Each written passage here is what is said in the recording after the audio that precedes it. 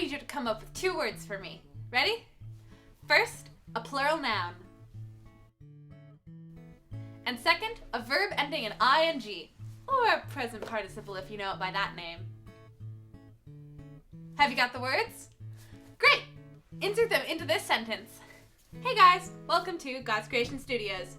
We are who love the Lord, and we are going to be a Bible-themed Mad Libs for you today. In case you didn't know what a Mad Libs was, now you do. You take a short story with some words missing, come up with nouns, verbs, adjectives, and other things to fill the missing words, and then read the story aloud to hear the discombobulated mess you've created. To help come up with the words for our story today, I have with me on the couch Joel and Hope. So before I tell you guys what our story is actually about, we have to come up with our missing words. So you guys ready? Yep. So our first word that we need to come up with is an adjective, which is something that describes a noun. Stinky. Stinky? You guys want to go with that? It has been said, so now it Sorry. shall remain. Has been said, so it shall remain. Okay. An adverb ending in ly. Merrily. Merrily. That's a good word. Now a location. The sea, yeah. Our location is the sea. Okay. Okay, a time of day. 4 in the morning. 4 in the morning. Exactly like that. 4 in the morning. 4 in the morning. Yeehaw. A verb ending in ing. Bouncing. Now I need a noun. Barney. Sure. We're going with it. Barney the dinosaur, okay? Okay. An age. 74 and a half. And a half. That works. See, I was thinking 5,000, but that works too. An amount of time. 1,090,250. Wait. Alright, considering that her brain stalled, I will answer instead. 15 seconds. 15 seconds. Okay. Adjective. Short. Oh, sorry. I was thinking. Okay, listen. I was thinking of the word bat, and then it made me think of Oompa Loompas. Okay. Okay, so a bucket list item, like some place you want to go to or something you want to do. Go Hawaii with that word. Yeah. Go to Hawaii. Go to Hawaii. A past tense verb. Fell. Fell. Is that weird? It is a past tense verb, so it can work. Okay, a person. The Queen of England. May she rest in peace. An adverb ending in ly. Swiftly. Does that work? Swiftly? Yeah. A past tense verb. Drank. Okay, and then a noun. Noun. Some place or thing. I have too many options. Noun is a pretty broad category. Yes. Stool. Stool. Yes. Stool. Okay, an adjective. Dull. A person. So another person. Donkey Kong. Well, he's an ape.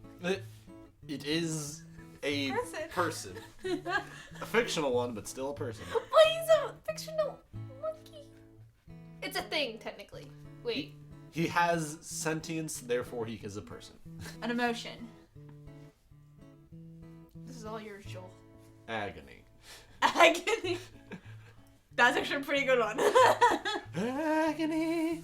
The torture they teach. Okay, now a past tense verb. Hand stood. What? Like a handstand, but You tried. Flew. then a past tense reaction. Alright. Sorry, no. In response to that, laughed. Laughed. Well, no, snorted. Ah! Okay, and then 2 left. A verb and an adverb. Wait, what? A noun and a noun verb? Verb and adverb. Oh. Unclog your ears. Here, I will give a situationally appropriate verb. Listen. Adverb? Happily. Okay, now that we've come up with all of our missing words, it's time to read the story. This story is titled Solomon's Wisdom and comes from the Bible from 1 Kings chapter 3. We have made a paraphrased version of this passage while still trying to keep the integrity of the original story. And now our guests here are going to help by reading the story for you guys. Once there was a man named Solomon. He was a stinky king who loved the Lord and merrily ruled over all of the sea. At 4 a.m, while Solomon was bouncing, the Lord appeared to him in a barney and said, Solomon, ask for anything you want, and I will give it to you. Solomon was a 74-and-a-half-year-old ruler with little experience, so he asked for wisdom to be able to rule God's great nation. God was pleased with Solomon's request for wisdom. As Solomon could have asked to live for 15 seconds, be short, or go to Hawaii. Wait. Yeah, or he could have asked for his enemies to be fallen.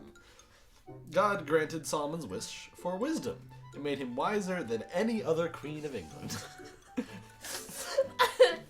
One day, two mothers swiftly came to Solomon to settle the dispute they were having. They both drank in the same stool, and one of the newborn babies had died. Okay. Both mothers claimed the living baby was theirs, and no one knew who was telling the truth. But the wise Solomon knew just what to do to determine the real mother of the dull baby. Solomon called his Donkey Kong and ordered them to cut the baby in half, so that both of the women could have a part of the baby. The baby's real mother felt agony for her child and cried out to the king to spare her baby. Solomon then knew she was the real mother and flew the baby to her. The people of Israel snorted at how Solomon had made his decision. They realized that God had given him wisdom to listen happily. Thank you guys so much for reading that. You guys know this story from the Bible, right? Mm-hmm. Mm-hmm. Is this how the actual story goes? No, not really. I don't remember Donkey Kong being part of it. Nope.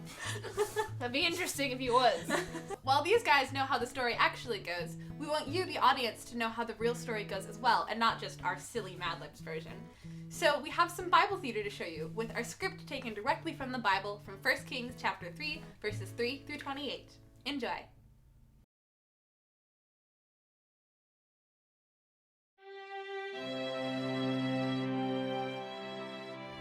Solomon loved the Lord and followed his father David's instructions. But Solomon also offered sacrifices and burned incense at the shrines.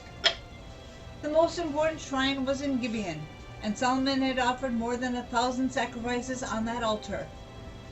One night, while Solomon was at Gibeon, the Lord God appeared to him in a dream and said, Solomon, ask for anything you want, and I will give it to you. Solomon answered, My father David, your servant, was honest and did what you commanded. You were always loyal to him, and you gave him a son who is now king. Lord God, I am your servant, and you made me king in my father's place, but I am very young and know so little about being a leader. And now I must rule your chosen people, even though there are too many of them to count. Please make me wise and teach me the difference between right and wrong. Then I'll know how to rule your people. If you don't, there is no way I could rule this great nation of yours. God said, Solomon, I'm pleased that you asked for this. You could have asked to live a long time, or to be rich, or you could have asked for your enemies to be destroyed. Instead, you asked for wisdom to make right decisions. So I'll make you wiser than anyone who has ever lived or ever will live. I'll also give you what you didn't ask for. You'll be rich and respected as long as you live, and you'll be greater than any other king. If you obey me and follow my commands, as your father David did, I'll let you live a long time. Solomon woke up and realized that God had spoken to him in the dream. He then went back to Jerusalem and stood in front of the sacred chest. where he offered sacrifices to please the Lord and sacrifices to ask his blessing. Then Solomon gave a feast for his officials. One day, 2 women came to the king Solomon, and one of them said, Majesty, this woman and I live in the same house. Not long ago, my baby was born at home. 3 days later, her baby was born. Nobody else was there with us. One night, while we were all asleep, she rolled over on her baby and he died.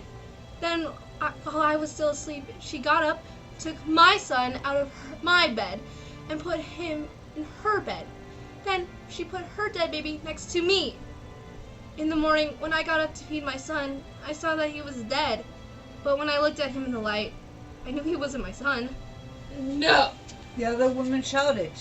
He was your son. My baby is still alive. The dead baby is yours. The first woman yelled.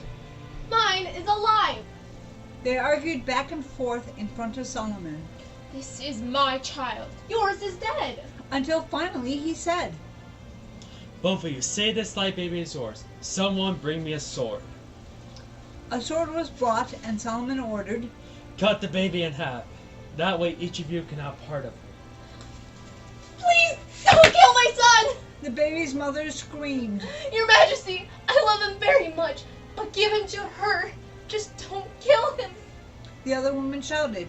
Go ahead and cut him in half. Then neither of us will have the baby. Solomon said. Don't kill the baby.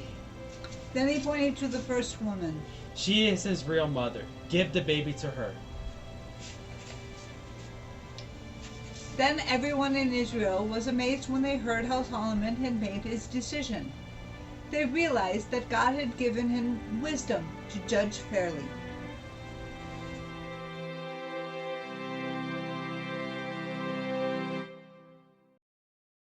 I hope you had some laughs and learned about this story from the Bible.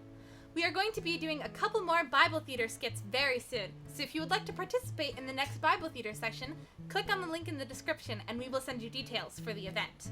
We take about 2 hours to film 2 Bible stories with no rehearsal beforehand. You just show up and we act out these stories from the Bible. It's a lot of fun and I hope to see you there. Bye! Clap sync. That doesn't help. Slap sync.